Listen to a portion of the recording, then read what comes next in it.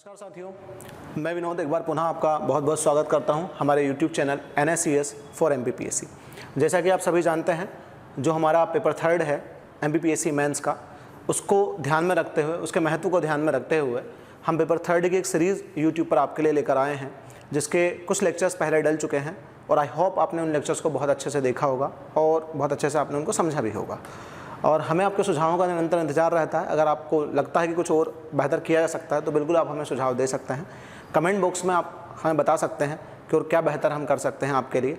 और अगर आपको बहुत ज़्यादा अच्छी हमारी चीज़ें लग रही हैं तो आप वो भी हमें कमेंट बॉक्स में बताएं कि आपको सारी चीज़ें बेहतर लग रही हैं। जैसा कि आप देख रहे होंगे स्क्रीन पर कि इंस्टीट्यूट का नाम आपको दिख रहा होगा, NSCS national academy for civil services, जो MP नगर जोन 2 में स्थित है, भोपाल। अब आप देखिए यहाँ थोड़ा सा जो महत्वपूर्ण बात है वो ये है कि हम लोग बच्चों को फर्दर इंक्वायरी के लिए भी गाइड करते हैं। अगर आप चाहते हैं और अगर आप 2020 के मेंस के रिगार्डिंग अगर आपकी कोई क्वेरीज़ हैं, 2021 के PT के रिगार्डिंग अगर आपकी कोई क्वेरीज़ हैं और आप हमसे सीधे आकर अगर संपर्क नहीं कर सकते हैं तो आप हमसे फ़ोन के माध्यम से या अन्य जो माध्यम है उनके माध्यम से जुड़ सकते हैं। ये सभी जो लिंक हैं आपके सामने दिए हुए हैं। बढ़ते हैं आगे, लेक्चर को आगे बढ़ाते हुए। तो आपको दिख रहा होगा स्क्रीन पर जो लेक्चर का अगला पार्ट है, जैसा कि स्ट्रक्चर ऑफ द सेल हमारा चल रहा था।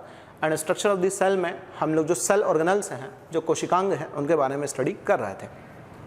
तो जो पुराने लेक्चर्स में हमने पढ़ा है, आपने वहाँ देखा होगा, मैंने आपको कुछ क्वेश्चंस भी वहाँ बताए हैं कि मेंस में कैसे कैसे क्वेश्चन पूछे गए हैं और कैसे कैसे क्वेश्चन आते हैं। अब जो चीज़ें आज के लेक्चर में हैं, इस लेक्चर में आपको सिर्फ इतना ध्यान रखना है कि जो टॉपिक्स मैं आपको बताने वाला हूँ वहाँ से बहुत ज़्यादा बड़े क्वेश्चन एग्जामिनेशन में आने वाले नहीं हैं। वहाँ से क्वेश्चन ज़्यादा बनेंगे 3 नंबर में। चूँकि सेल स्ट्रक्चर में जहाँ से बहुत ज़्यादा बड़े क्वेश्चन आने वाले थे वो मैं आपको करा चुका हूँ। हाँ, लेकिन ये ज़रूर है कि कंप्लीट सेल स्ट्रक्चर को मिलाकर 11 नंबर में क्वेश्चन आ सकता है, जिसमें आपको इतनी चीज़ें ही लिखनी है।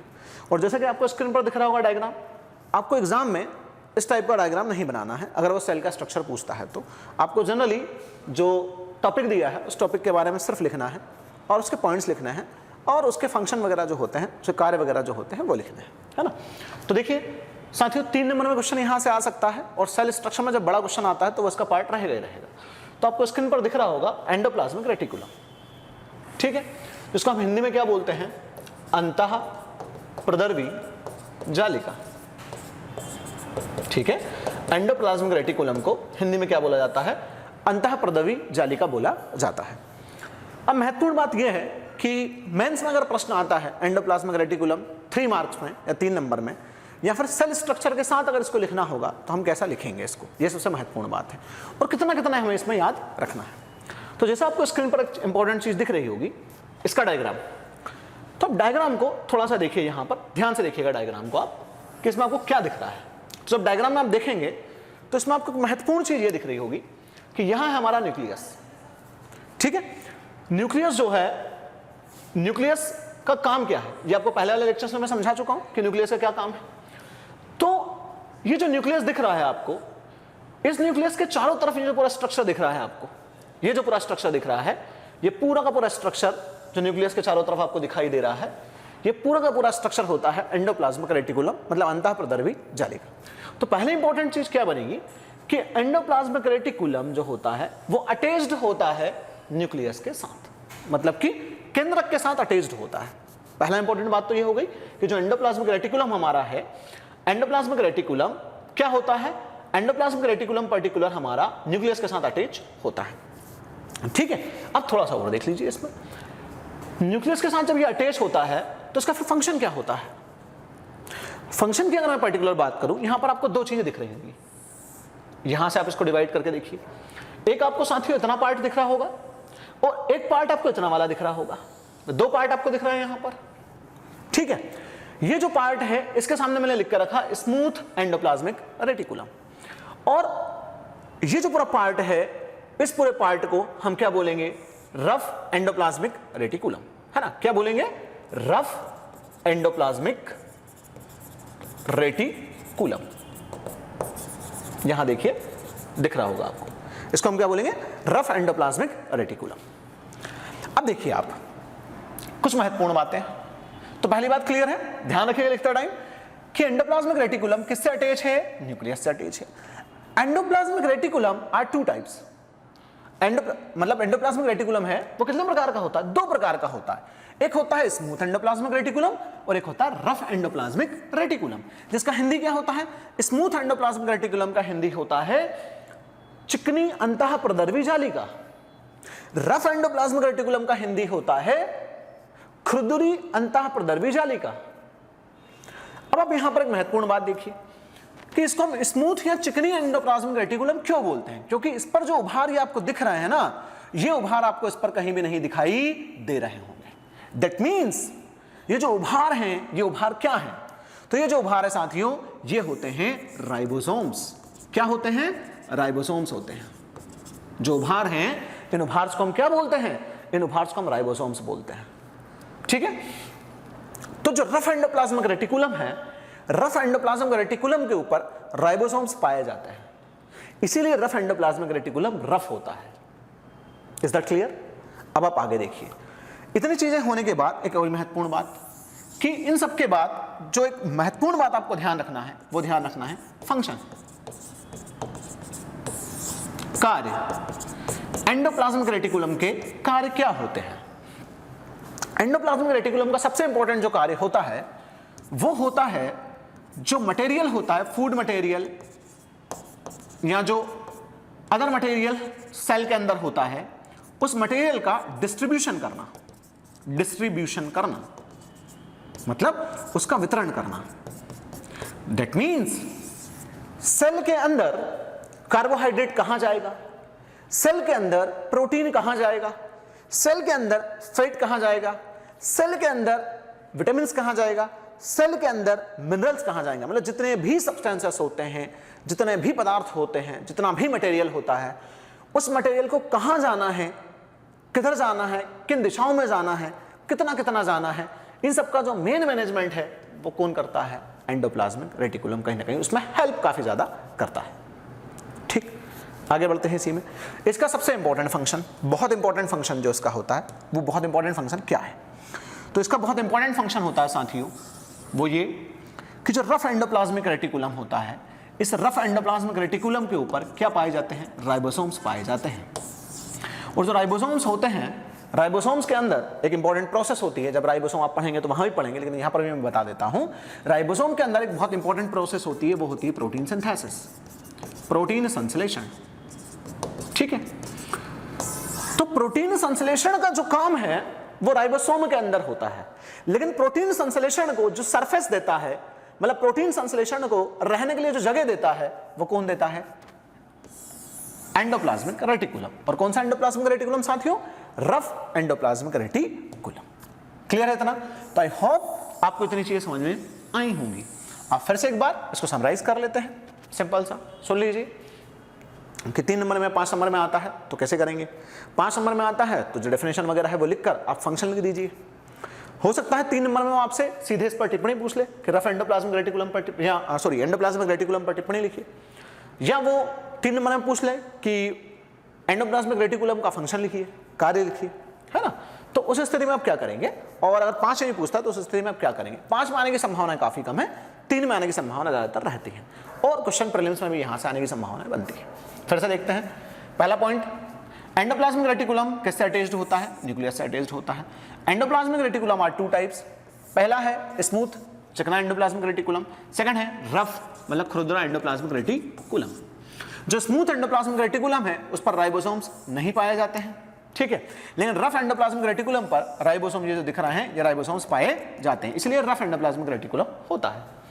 फंक्शन क्या है? डिस्ट्रीब्यूशन ऑफ मटेरियल, मटेरियल को डिस्ट्रीब्यूट करता है, जिसका इंपॉर्टेंट फंक्शन है। दूसरी बात यह है कि राइबोसोम्स के अंदर प्रोटीन सिंथेसिस, प्रोटीन संश्लेषण की क्रिया होती है, और इस प्रोटीन संश्लेषण की क्रिया के लिए राइबोसोम्स को स्थान देता है, सरफेस देता है, वो कौन देता है? Endoplasmic reticulum. तो क्लियर है साथियों? इतना आपको समझ में आया होगा। अब हम आगे बढ़ते हैं। तो जब हम आगे बढ़ते हैं तो आप देखेंगे कि हमारी नेक्स्ट स्लाइड में आपको दिख रहा होगा गोल्गी बॉडी, ठीक है। जो नेक्स्ट स्लाइड है आप ध्यान से देखिए, इसमें आपको जो पूरा डायग्राम दिख रहा है वो गोल्गी बॉडी का डायग्राम दिख रहा होगा। अब एक महत्वपूर्ण बात इसमें कि गोल्गी बॉडी में हमें किन किन चीजों पर ध्यान देना है। तो देखिए, गोल्गी बॉडी की अगर मैं पर्टिकुलर बात करता हूं तो सबसे महत्वपूर्ण बात यह होती है कि गोल्गी बॉडी को जो डिस्कवर किया है वो किया है कैमिलो गोल्गी ने। इसीलिए गोल्गी बॉडी का नाम क्या पड़ा है, गोल्गी बॉडी। क्लियर? अब यहां देखिए, गोल्गी बॉडी जो होती है वो जनरली उसका स्ट्रक्चर जो होता है, ये इस टाइप का स्ट्रक्चर आपको दिख रहा होगा, आपके सामने है स्ट्रक्चर, आप देख लीजिए स्ट्रक्चर को। इस स्ट्रक्चर में जो बहुत इंपॉर्टेंट चीजें होती हैं वो होती हैं एक तो वेसिकल। अब यहां आप देखिए वेसिकल्स आपको ये दिख रहे होंगे, इसके अंदर ये वेसिकल्स होते हैं, ये जो है, ठीक है। और इसके अंदर जो ये वाला पार्ट है, इस वाले पार्ट को सिस्टर्नी बोलते हैं, सिस्टर्नी। अब ये नाम थोड़ा सा आप ध्यान रखिए, ठीक है। उसके बाद यहां पर वेसिकल्स यहां पर भी है, ठीक है, और इस वाले पार्ट को ल्यूमेन बोलते हैं। लेकिन इंपॉर्टेंट बात इसमें क्या है, आप वो देखिए। सबसे महत्वपूर्ण इसमें रोल होता है वेसिकल्स का। ये देखिए इस टाइप का पूरा स्ट्रक्चर ये आपको दिख रहा होगा, ये जो पूरा स्ट्रक्चर है, ठीक है, स्ट्रक्चर को देख पा रहे होंगे आप। तो महत्वपूर्ण बात यह है कि गोल्गी बॉडी का रोल क्या होता है, क्या करता है गोल्गी बॉडी।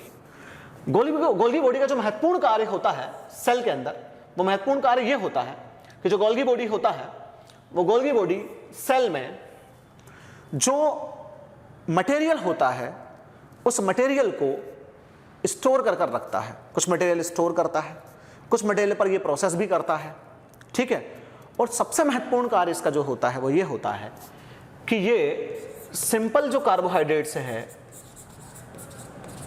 इसके निर्माण में भी हेल्प करता है, सिंपल कार्बोहाइड्रेट के निर्माण में। चूंकि जो कार्बोहाइड्रेट प्रोटीन से अटैच होते हैं, जैसे प्रोटीन में आप नाम सुनेंगे, वह है ग्लाइकोप्रोटीन।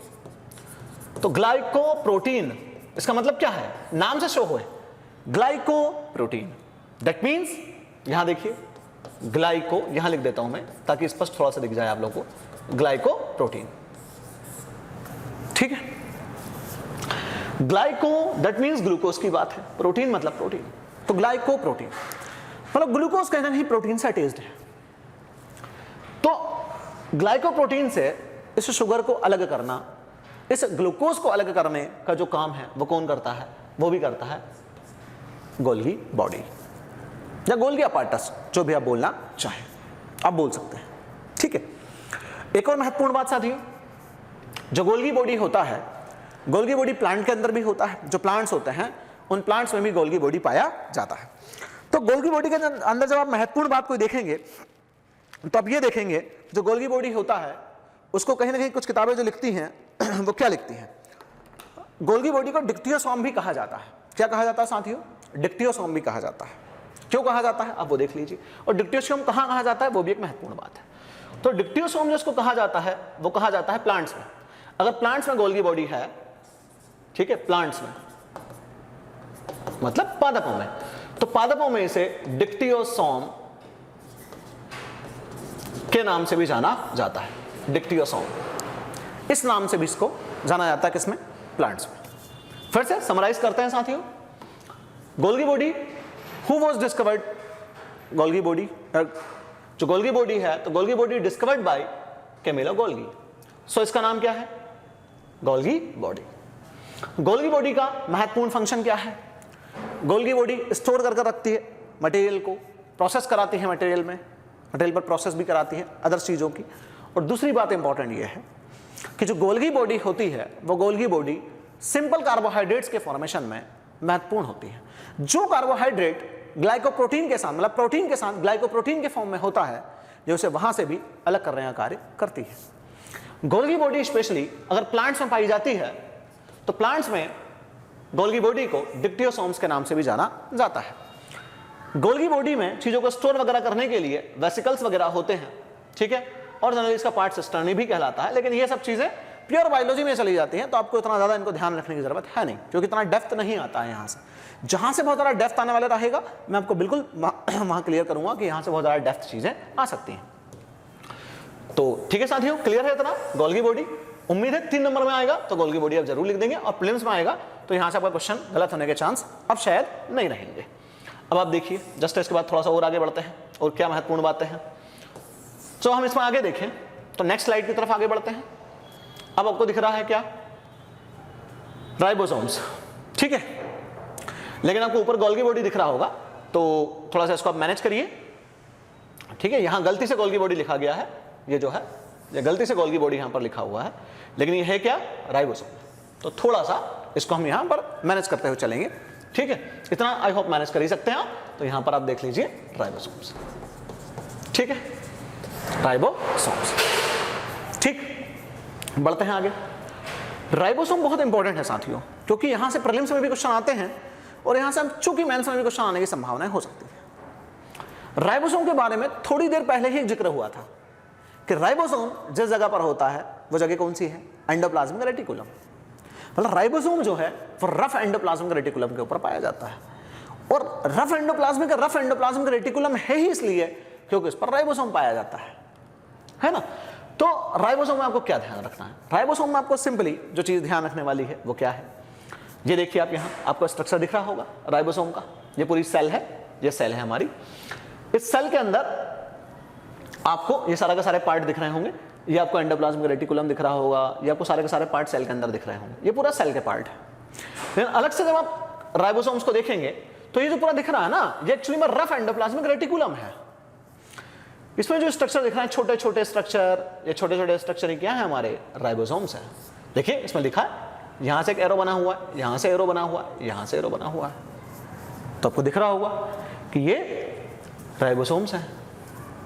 तो पहली इंपॉर्टेंट चीज कि राइबोसोम्स जो हैं वो एंडोप्लाज्मिक रेटिकुलम के ऊपर होते हैं, ठीक है। Ribosomes are situated on endoplasmic reticulum in a cell. वो एक सेल में एंडोप्लाज्मिक रेटिकुलम के ऊपर पाए जाते हैं, ठीक है, ओके। किसके ऊपर पाए जाते हैं? एंडोप्लाज्मिक रेटिकुलम के ऊपर। और उस एंडोप्लाज्मिक रेटिकुलम को हम क्या बोलते हैं? Rough endoplasmic reticulum. What is the function of ribosome?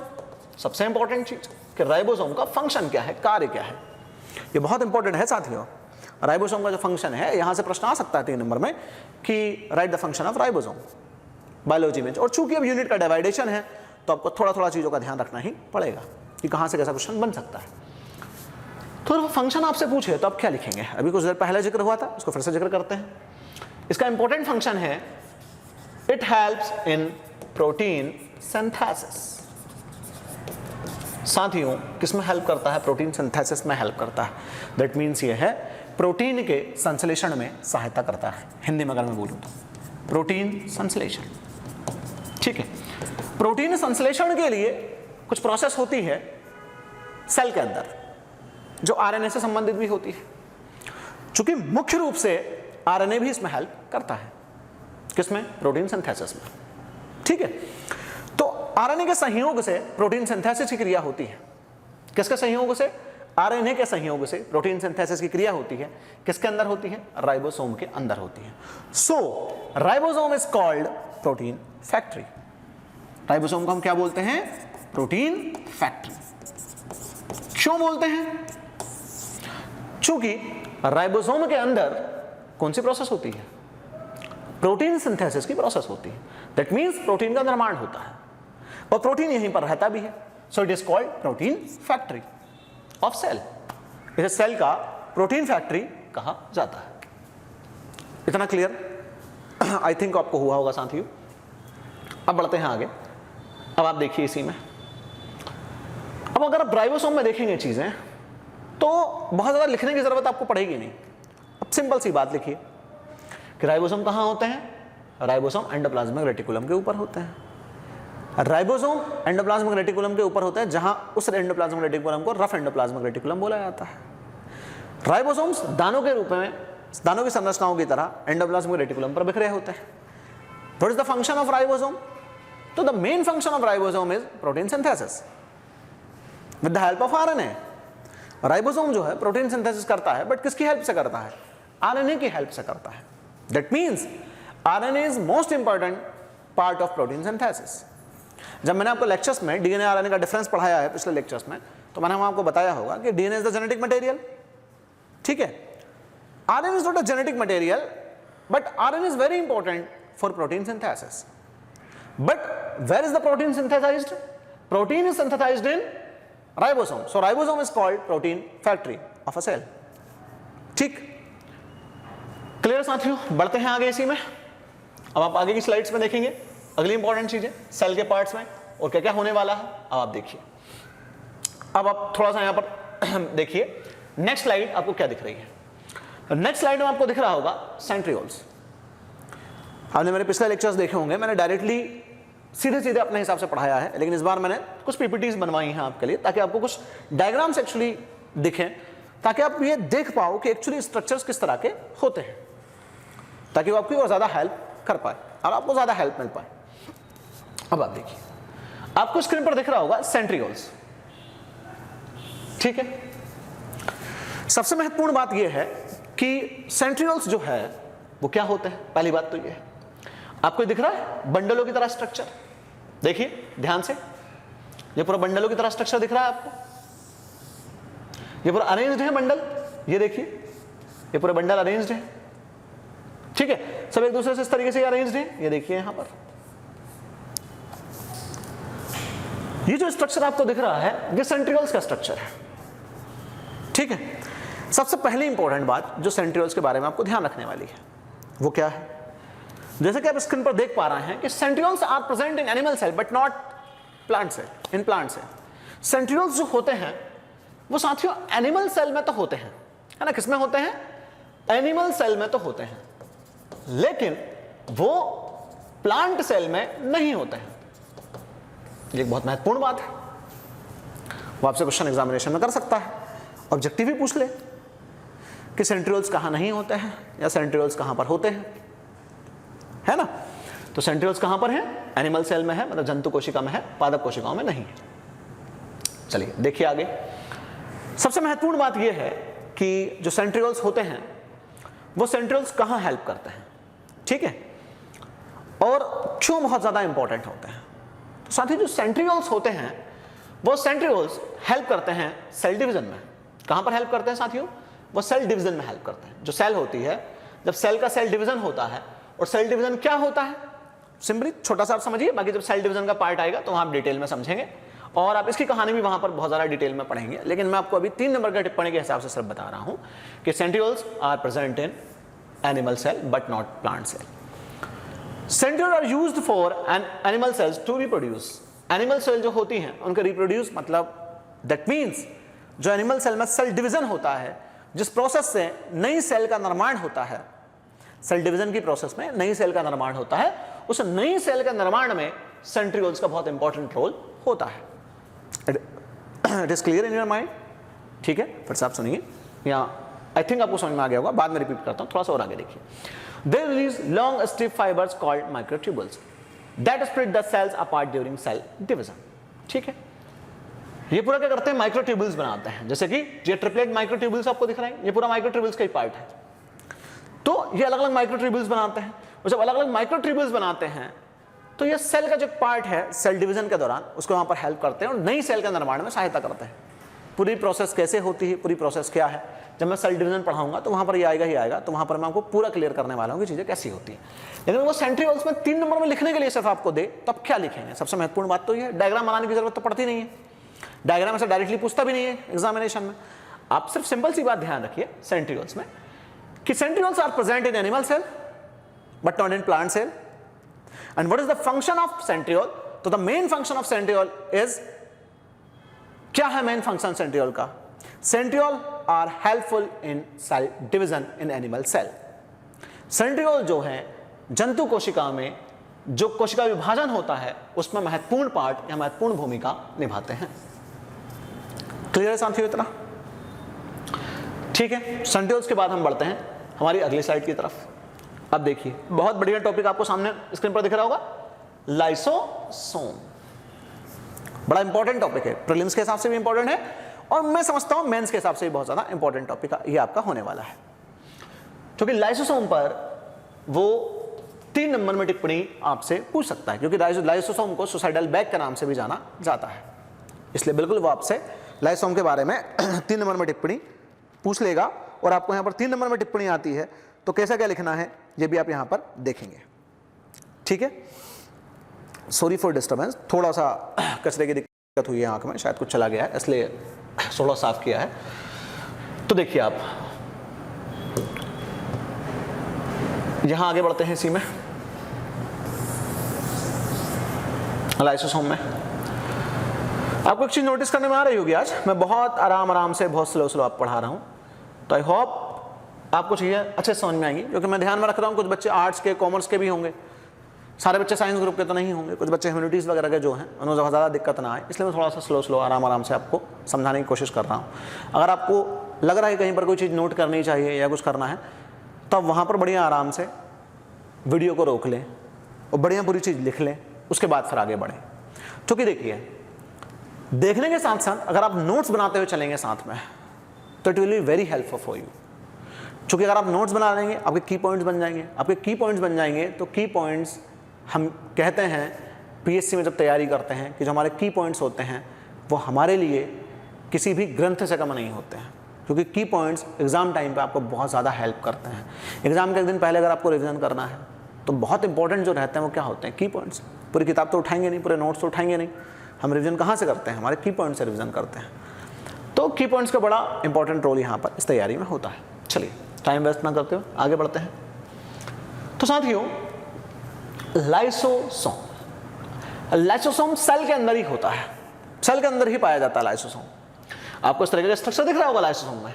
अब आप बढ़िया से स्ट्रक्चर को आराम से देखिए, क्या दिख रहा है। ये लाइसोसोम के चारों तरफ की मेम्ब्रेन आपको दिख रही होगी, जिसको हम क्या बोलते हैं, लाइसोसोम की झिल्ली। ये पूरी झिल्ली है लाइसोसोम की। इसके अंदर का जो पार्ट है इसको हम बोल रहे हैं ल्यूमेन। इसके अंदर है डाइजेस्टिव एंजाइम, ये बहुत इंपॉर्टेंट पार्ट होने वाला है। इसके अंदर क्या है, डाइजेस्टिव एंजाइम है, और इसके अंदर ही है प्रोटीन्स, और इसके अंदर है एंजाइम सबस्ट्रेट कॉम्प्लेक्स। और एंजाइम सबस्ट्रेट कॉम्प्लेक्स क्या है, हम वो भी यहां पर देखेंगे कि एंजाइम सबस्ट्रेट कॉम्प्लेक्स क्या होता है। बढ़ते हैं साथियों आगे इसमें। तो लाइसोसोम को थोड़ा सा समझिए आप कि क्या क्या चीजें इसमें होती हैं, कैसे चीजें होती हैं। तो देखिए, जिन वर्ड्स को हमने अंडरलाइन किया है उन वर्ड्स को आप ध्यान से देख लीजिएगा, और जो महत्वपूर्ण बात है इसमें हम उसको यहां पर देखते हैं। लाइसोसोम सेल के अंदर बहुत महत्वपूर्ण काम करते हैं, वो है डाइजेशन का। किस चीज का डाइजेशन करते हैं, किस चीज का पाचन करते हैं। ये सेल के अंदर जिस चीज का पाचन करते हैं वो होता है सेल का एक्सक्रीटरी मटेरियल। सेल का कौन सा मटेरियल साथियों, एक्सक्रीटरी मटेरियल। ठीक है, दैट मीन्स सेल का उत्सर्जी पदार्थ, जिसे सेल से बाहर करना बहुत ज्यादा जरूरी होता है, जो सेल के लिए टॉक्सिक हो सकता है, मतलब हानिकारक हो सकता है, ठीक है, जहरीला हो सकता है, उसको बाहर करना बहुत ज्यादा जरूरी होता है। ये उस टॉक्सिक मटेरियल का पाचन कर देता है, उस एक्सक्रीटरी मटेरियल का पाचन कर देता है। मतलब जो सेल में चीजें काम की नहीं है उनका पूरा पचाकर सेल से बाहर करने का कार्य कौन करता है, लाइसोसोम करता है। और ये कैसे करता है, सबसे महत्वपूर्ण बात तो वो है कि ये सारा काम करेगा, लेकिन कैसे करेगा। तो ये जो सारा काम करता है साथियों, ये करता है एक एंजाइम की हेल्प से। ठीक, यहां पर एंजाइम का नाम नहीं है लेकिन मैं बता देता हूं। इसके अंदर एक डाइजेस्टिव एंजाइम पाया जाता है, उस एंजाइम का नाम है हाइड्रोलाइटिक एंजाइम। हाइड्रोलाइटिक एंजाइम, ये एंजाइम जो सबस्ट्रेट होता है, सबस्ट्रेट मतलब पदार्थ, सबस्ट्रेट का मतलब क्या है, पदार्थ। तो एंजाइम सबस्ट्रेट से मिलकर, सबस्ट्रेट, इस सबस्ट्रेट से एंजाइम मिलेगा, और एंजाइम इस सबस्ट्रेट से मिलकर बनाता है ESC, मतलब enzyme substrate complex. Is it clear, enzyme substrate complex. ये जो सिद्धांत, एंजाइम जिस सिद्धांत पर काम करता है, पहले हम ये और देख लेते हैं कि एंजाइम क्या होता है। साथियों, केमिस्ट्री में आपने उत्प्रेरक सुना होगा, एक्टिवेटर सुना होगा। एक्टिवेटर का काम क्या होता है, एक्टिवेटर का काम ये होता है कि वो किसी केमिकल प्रोसेस को, जो केमिकल रिएक्शन होती है उसको, उसके रेट को बढ़ा भी देता है और घटा भी देता है। दैट मीन्स उसके होने की दर को कंट्रोल एंड कोऑर्डिनेट करता है एक्टिवेटर। बट एक्टिवेटर उस प्रोसेस में सीधे पार्टिसिपेट नहीं करता है। यही काम यहां पर एंजाइम का होता है। एंजाइम साथियों क्या करता है, एंजाइम सबस्ट्रेट के साथ मिल जाता है और क्या बनाता है, एंजाइम सबस्ट्रेट कॉम्प्लेक्स। ठीक, क्या बनाता है, एंजाइम सबस्ट्रेट कॉम्प्लेक्स। लेकिन बाद में एंजाइम यहां से अलग हो जाता है। आप देखिए काम कैसे करता है, थोड़ा सा मैं इसको बता देता हूं किस तरीके से चीजें यहां पर काम करेंगी। देखिए, एंजाइम ने सबस्ट्रेट के साथ मिलकर क्या बनाया, एंजाइम सबस्ट्रेट कॉम्प्लेक्स। इसको हिंदी मीडियम वाले भी एंजाइम सबस्ट्रेट कॉम्प्लेक्स के नाम से ध्यान रखें। अब एंजाइम सबस्ट्रेट कॉम्प्लेक्स के बाद जो अगली प्रोसेस होती है वो ये कि यहां से एंजाइम अलग हो जाता है। एंजाइम यहां से क्या हुआ, अलग हो गया, और एंजाइम यहां से अलग होकर क्या बनाता है साथ में, ये जो सबस्ट्रेट है उस सबस्ट्रेट को प्रोडक्ट में कन्वर्ट कर देता है, मतलब उत्पाद में कन्वर्ट कर देता है। जो उत्पाद उसे बनाना है, जो प्रोडक्ट उसे बनाना है, उस प्रोडक्ट में कन्वर्ट कर देता है। जैसे कि यहां पर जो एंजाइम है वो डाइजेस्टिव एंजाइम है, तो डाइजेस्टिव एंजाइम इस सबस्ट्रेट को डाइजेस्ट कर देता है और डाइजेस्ट कर कर इसे सेल से बाहर निकाल देता है और एंजाइम उसी जगह रह जाता है। दैट मीन्स क्या है, एंजाइम ने सीधे सीधे प्रोसेस में पार्टिसिपेट नहीं किया, उसने सबस्ट्रेट के साथ कुछ समय के लिए अपने आप को जोड़ लिया और सबस्ट्रेट से वो प्रोडक्ट बना दिया, वो उत्पाद बना दिया जिस उत्पाद की जरूरत थी और जिसे सेल से बाहर करना था। और एंजाइम फिर फिर एंजाइम जो है अलग हो गया और एंजाइम फिर से अलग होकर अगली प्रोसेस के लिए फिर से तैयार हो गया। दैट मीन्स ये है कि एंजाइम ने प्रोसेस में सीधे सीधे पार्टिसिपेट नहीं किया, लेकिन एंजाइम ने प्रोसेस को करवा दिया। इसका मतलब क्या है कि enzymes are biological activator. Enzymes क्या होते हैं, एंजाइम्स बायोलॉजिकल एक्टिवेटर होते हैं।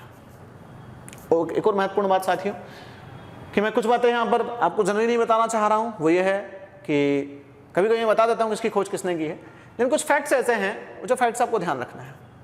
किसी खोज किसने की है, क्या है क्या नहीं है, क्वेश्चन यहाँ से आते हैं लेकिन अब उतने नहीं आते हैं, तो आप ध्यान रखिएगा लाइसोसोम की खोज किसने की है, माइटोकॉन्ड्रिया की खोज किसने की है, गोल्गी बॉडी की खोज किसने की है ना। ये चीज़ें आपको किताबों में दी हुई हैं, आप बढ़िया आराम से वहाँ से पढ़ें और ध्यान रखें।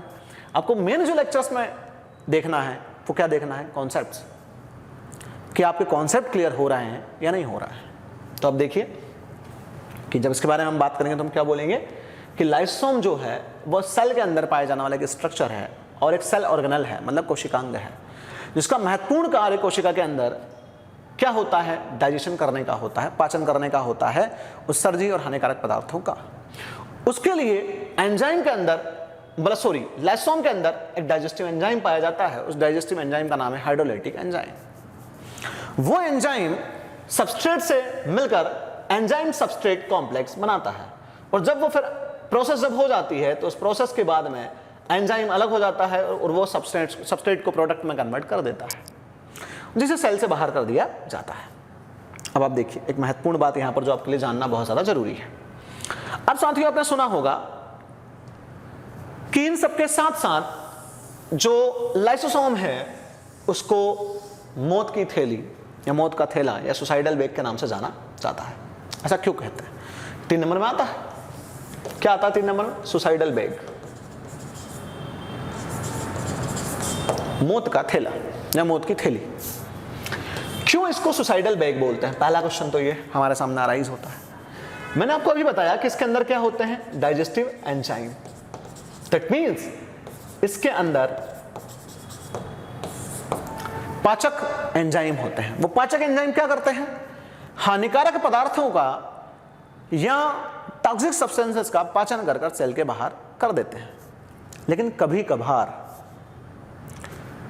ये एंजाइम क्या करेंगे, ये एंजाइम टॉक्सिक एक्सक्रीटरी उत्सर्जी इन पदार्थों के साथ साथ उपयोगी पदार्थ और इसके साथ साथ कभी कभी सेल जो होती है उस सेल की जो अदर सेल ऑर्गेनल्स हैं उन अदर सेल ऑर्गेनल्स को भी हार्म करके उस सेल को भी डाइजेस्ट कर देते हैं, मतलब सेल को ही खत्म कर देते हैं। पूरी सेल को पचित कर देंगे, पाचन कर देंगे पूरी सेल का। दैट मीन्स सेल के अंदर ही हैं और सेल के अंदर ही प्रोसेस हो रही है। इनको जो कार्य करना था उसके विपरीत कार्य कर गए और हानिकारक चीजों की जगह उपयोगी चीजों का भी पाचन कर दिया। इसलिए इसको सुसाइडल बैग कहा जाता है, क्योंकि कभी कभी ये सेल को मारने का कारण भी बनते हैं। सो लाइसोसोम्स जो होते हैं, lysosomes are known as suicidal bag in a cell, इसलिए उन्हें सेल के अंदर सुसाइडल बैग के नाम से भी जाना जाता है। इज दैट क्लियर साथियों? आई होप आपको इतनी चीज़ें क्लियर हुई होंगी। अब इसके जस्ट आगे बढ़ते हैं कि कैसा क्या होता है। और तो अब देखिए इसी में थोड़ा सा और आगे अगली स्लाइड में क्या मिलने वाला है आपको। लाइसोसोम पूरा क्लियर है, समराइज इसको आप कर लीजिएगा कैसे कैसे लिखना है। जब मैंने समझाया है तो उसको बाकायदा नोट कर लीजिएगा, आपको चीज़ें समझ में आ जाएंगी। ठीक है, एक आध पार्ट ही और बचे हैं सेल के, हम वो देख लेते हैं। देखिए अगला आपको क्या दिख रहा है? वैक्यूल। नेक्स्ट जो पार्ट आपको दिख रहा है सेल का, क्या दिख रहा है? वैक्यूल दिख रहा होगा। इस पर आते हैं साथियों। जो वैक्यूल है वो वैक्यूल स्पेशली अगर आप देखोगे तो प्लांट सेल में थोड़ा बड़ा दिखाई देता है। ठीक है, जो वैक्यूल होता है वो मेनली कहां पाया जाता है? प्लांट सेल में पाया जाता है। एनिमल सेल में भी होता है, लेकिन प्लांट सेल में इसका साइज बड़ा होता है। ठीक है, प्लांट सेल में जो साइज होता है वो कैसा होता है? काफी ज्यादा बड़ा होता है। और जो वैक्यूल होता है इसका सबसे महत्वपूर्ण कार्य क्या होता है, हम ये देखते हैं। पहले तो वैक्यूल को हिंदी में क्या बोलते हैं? रिक्तिकाएं वगैरह बोलते हैं। ठीक है, और एक महत्वपूर्ण बात, वैक्यूल जो है सेल के अंदर डेड मटेरियल होता है, मृत पदार्थ के रूप में पाया जाता है। मृत सेल ऑर्गेनल होता है सेल के अंदर। कैसा सेल ऑर्गेनल होता है? मृत सेल ऑर्गेनल होता है, मतलब मृत कोशिकांग होता है। डेड जो है वो पार्ट होता है सेल का। तो दो बातें क्लियर है। पहली बात तो ये, जो वैक्यूल्स होते हैं प्लांट सेल में थोड़े बड़े होते हैं, एनिमल सेल में काफी ज्यादा छोटे होते हैं। वैक्यूल्स जो हैं वो डेड मटेरियल के फॉर्म में सेल के अंदर पाए जाते हैं, रिक्तिकाएं जो होती हैं। इनका महत्वपूर्ण कार्य क्या होता है? जो वैक्यूल होते हैं वो वैक्यूल टेम्परेचर को मेंटेन करने का काम कराते हैं। किसमें? सेल में। टेम्परेचर मतलब तापमान को मेंटेन कराने का काम कराते हैं सेल के अंदर। कैसे? आप वो देखिए, ये करते हैं ऑस्मो रेगुलेशन। क्या करते हैं साथियों? Osmo regulation. और ऑस्मो रेगुलेशन में क्या होता है? ये ऑस्मो रेगुलेशन में वाटर, ठीक है, प्लस सॉल्ट,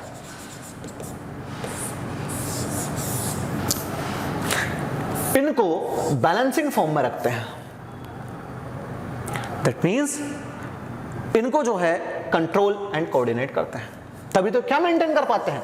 टेम्परेचर मेंटेन कर पाते हैं वैक्यूल्स जो होते हैं। और जो कुछ टॉक्सिक सब्सटेंसेस होते हैं उनको भी अपने अंदर रखते हैं, मतलब सेल को हार्म होने से बचाते हैं। कौन? वैक्यूल्स। तो साथियों इतनी चीजें क्लियर हुई होंगी। वैक्यूल्स का मेन काम यही होता है। इसके अलावा बहुत ज्यादा आपको अंदर तक नहीं जाना है। कोई स्पेशल साइंस वाले व्यक्ति हैं तो वो चाहें तो बहुत ज्यादा अंदर तक पढ़ सकते हैं। मैं खुद भी, मतलब खैर ये बोलने वाली बात नहीं, लेकिन मैं आपको एक महत्वपूर्ण बात बता दूं कि मैं खुद भी साइंस में ही इसी सब्जेक्ट में एमएससी हूं।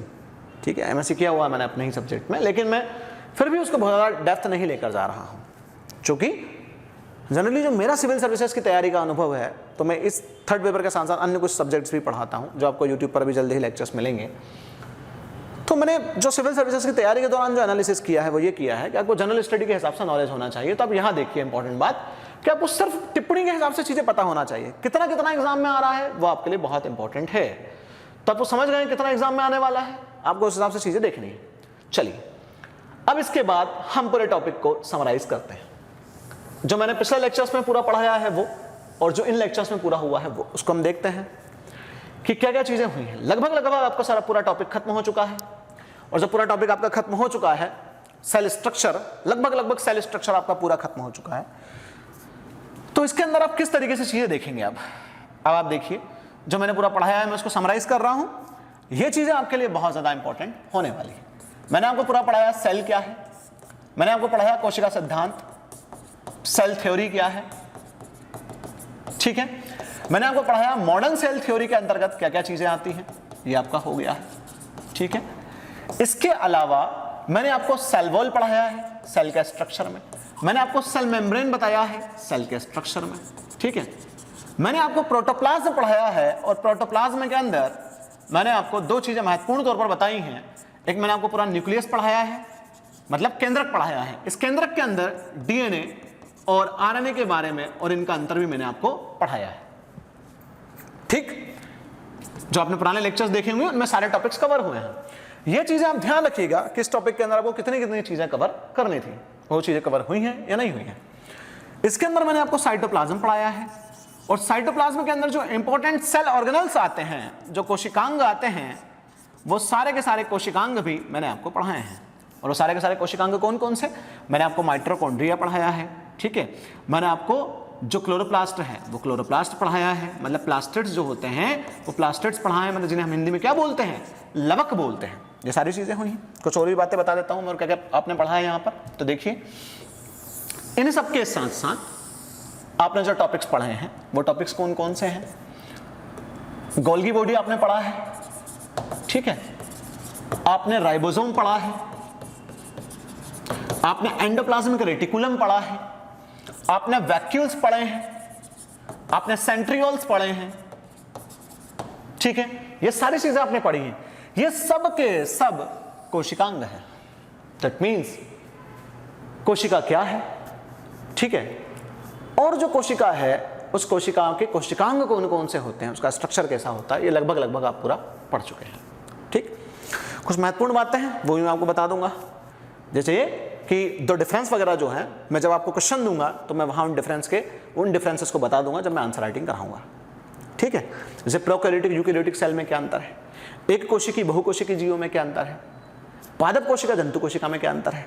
मैं जो डिफरेंस वाली चीजें हैं, अंतर वाली चीजें हैं, उनके लिए अलग से एक वीडियो बनाऊंगा ताकि आपको वहां पर हेल्प मिल जाए। तो लगभग ये सारे टॉपिक्स आपके कवर हो चुके हैं। अब इन टॉपिक से रिलेटेड कुछ क्वेश्चन मैं आपको बता देता हूं, वो क्वेश्चन ध्यान रखिएगा। सबसे पहले देखते हैं 3 मार्क्स में कि आप किन क्वेश्चनों के उत्तर लिख सकते हैं 3 नंबर में। तो सबसे पहले आप लिखिएगा 3 नंबर में कोशिका क्या है, व्हाट इज सेल, कोशिका क्या है, 3 नंबर में, ठीक है। इसी के बाद में 3 नंबर में आप लिखिएगा यूकैरियोटिक सेल, यूकैरियोटिक कोशिका, कितने नंबर में? 3 नंबर में। यूकैरियोटिक और प्रोकैरियोटिक कोशिका में अंतर मैं आपको पढ़ाने वाला हूं, डोंट वरी, लेकिन आप फिर भी प्रयास कीजिएगा इसको लिखने का, ठीक है।